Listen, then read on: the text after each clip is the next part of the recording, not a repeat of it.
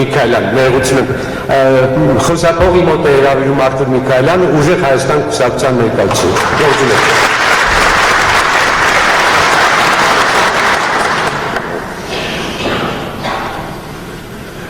Հարգելի հայրենակիցներ, հարգելի գործընկերներ, շնորհակալ ենք հրավերի համար ներկա գտնվելու Հայ ազգային կոնգրես կուսակցության համագումարին։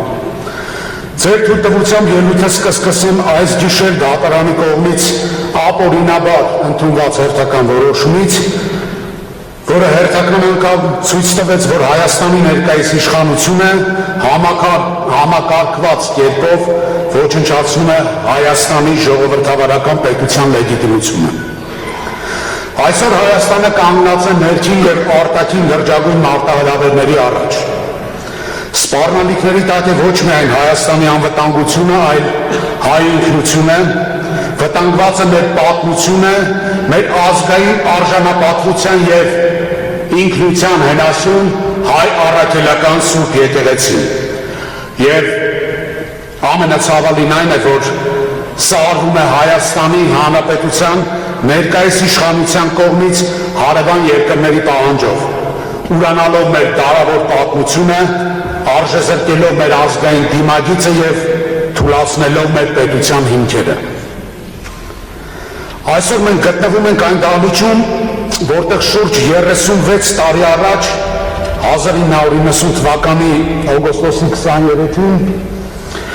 տեղի ունեցավ հայոց պատմության մեջ ամենանշանակալի իրադարձություններից մեկը։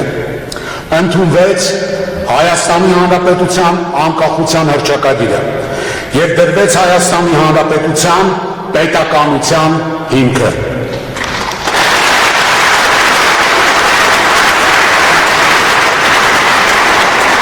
Այն ժամանակ հավատված մարդկանցից որևէ մեկի մտքով չէր անցնի նույնիսկ, որ այսօր կփորձեն ջնջել պատմության այդ էջը, վերացնել մեր անկախության հռչակագիրը և ոչնչացնել մեր երրորդ հանրապետության ծննդյան վկայականը։ Եվ այս իրավիճակում մենք պարտավոր ենք ինքներս մեզ հարց տալ.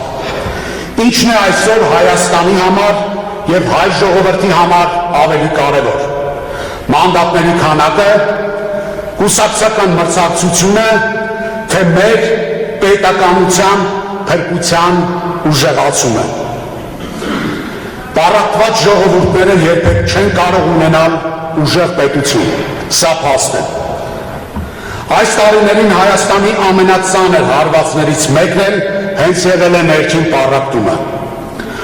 Նախ հասարակությունը բաժանեցին ներկաների և նախկինների, հետո սևերի և սպիտակների։ Հիմա էլ ուզում են քանդել մեր ազգային հոգևոր ինքնության հենասյունը հայ առաքելական սուրբ եկեղեցին։ Սակայն դա նրանց վստահաբար չի հաջողվել և չի էլ հաջողվելու։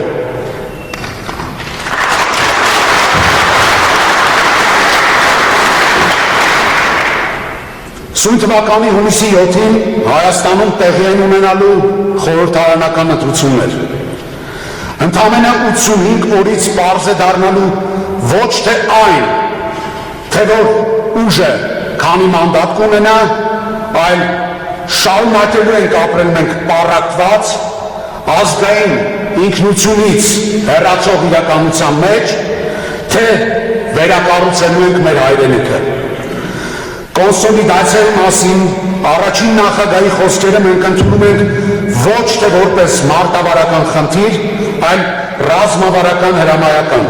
որպես կոչ ու պատասխանատվություն, և այդ պատասխանատվությունից մենք չենք խուսափում։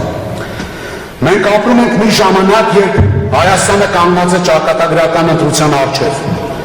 ոչ թե ընտրություն կուսակցությունների, ոչ թե ընտրություն անձերի, այլ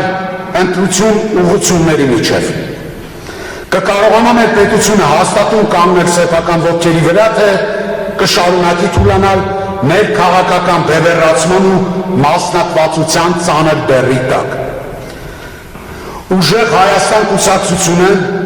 ի սկզբանե կոնսոլիդացիայի գաղափարախոսությամբ է ձևավորվել։ Մենք երբեք չենք մտածել ոչ մի կուսակցության դեմ, մենք մտածել ենք Հայաստանի օգտին։ Մեր անունը ինքը արդեն իսկ ծրագիր է, հայտարարություն, խոստում, ոչ թե ուժեղ կուսակցություն, ոչ թե ուժեղ կոալիցիա, այլ ուժեղ Հայաստան։ Սամվել Կարապետյանը, ով ամբողջ կյանքը անց է կացրել ստեղծագործ աշխատանքի մեջ, ով կառուցել ու հաստատել է, ով հաջողությունն ու ձախողումը ճաշակել է ոչ թե քաղաքական ամբիոններից, այլ իրական կյանքի ասպարեզում, այսօր պատրաստ է դնել այդ ամբողջ փորձը, կամքը ու ռեսուրսը իսպաս ոչ թե անձնական, այլ ազգային նպատակի։ Մենք շնորհակալ ենք բոլոր արտախորհրդարանական ուժերին, ովքեր կիսում են այն համոզմունքը, որ հաղթելու են ոչ թե մրցակցությամբ, այլ միասնությամբ։ Հայաստանը ունի ուժ, Հայաստանը ունի ներուժ, Հայաստանը ունի արժանի մարդիկ։ Այն, ինչ մեզ անհրաժեշտ է, ոչ թե հերոսն է, այլ համախմբվածությունը, ոչ թե հրաշք, այլ կամք ու ճիշտ ուղղություն։ Մենք այդ ճանապարհին ենք,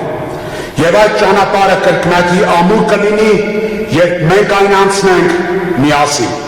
Շնորհակալություն։